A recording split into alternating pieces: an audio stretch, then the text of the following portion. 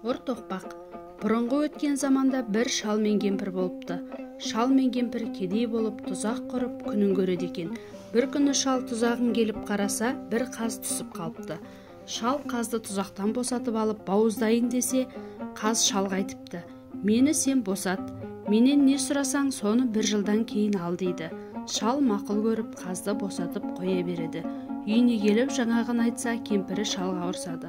Шал: "Қой, сен түк білмейсің" деп сөзін тыңдамай жүре береді. Bir жыл өтеді, шал қазға бармақшы болады. Жүре-жүре бір жерге келсе, өңкей түйе жайылып жүр екен. Келіп түйешіден: "Бұл кімнің түйесі?" десе, "Бұл Қазбайдың түйесі" дейді. "Бұл Қазбай баяғы қаз екен" деп шал ойланып тұрып жүріп кетеді. Bir жерге келіп: "Бұл кімнің қойы?" десе, қойшыдан сұрайды. Қойшы: "Бұл Қазбайдың қойы" дейді.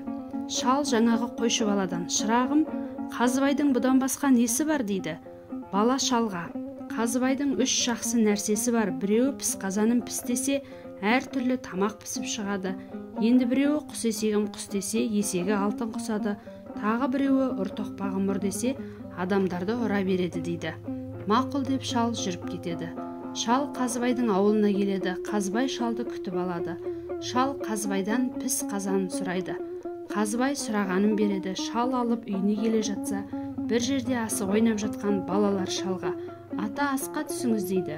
Шал асқа түседі. Үйге кіріп бара жатып, шал балаларға: "Шырақтарым, піс қазаным піс демеңдер" дейді.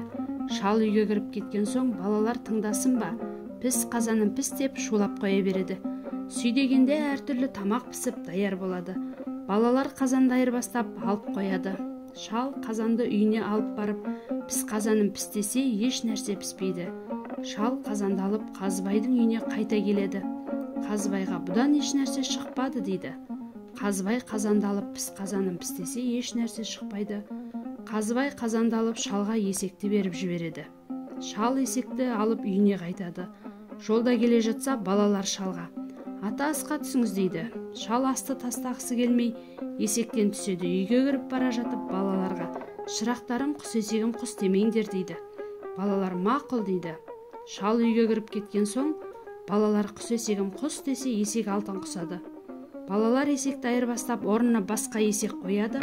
Шал есекті алып үйіне кетеді. Кемпір: "Қаздан барып алып келгенің осы ма?" дейді. Шал есекке: "Құс есегім құс" десе, есек еш нәрсе құспайды. Шал есекті алып Қазбайға тағы келеді. Есектен еш нәрсе шықпайды дейді.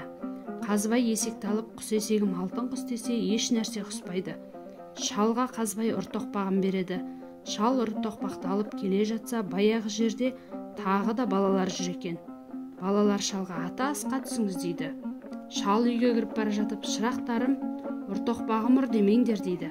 Шал үйге кіріп кеткен соң, дәндеген балалар: "Ұр тоқпағым ұр" дейді. Тоқпақ балалардың әр қайсысын ал кеп ұрып жүр. Балалар тоқпаққа жалынады: "Ойбай, піс қазаныңды, құс есегіңді берейік." Шал шығып келе жатып естіп қояды. Шал келіп: "Піс қазанды, құс есекті бересіңдер ме?" дейді. Балалар: "Мақұл, әкеліп береміз" дейді. Шал ұр тоқпақты қойғызады. Балалар піс қазанды, құс есекті әкеліп береді. Шал піс қазанды, құс есекті, ұр тоқпақты алып үйіне келеді. Сөйтіп мұратына жетеді.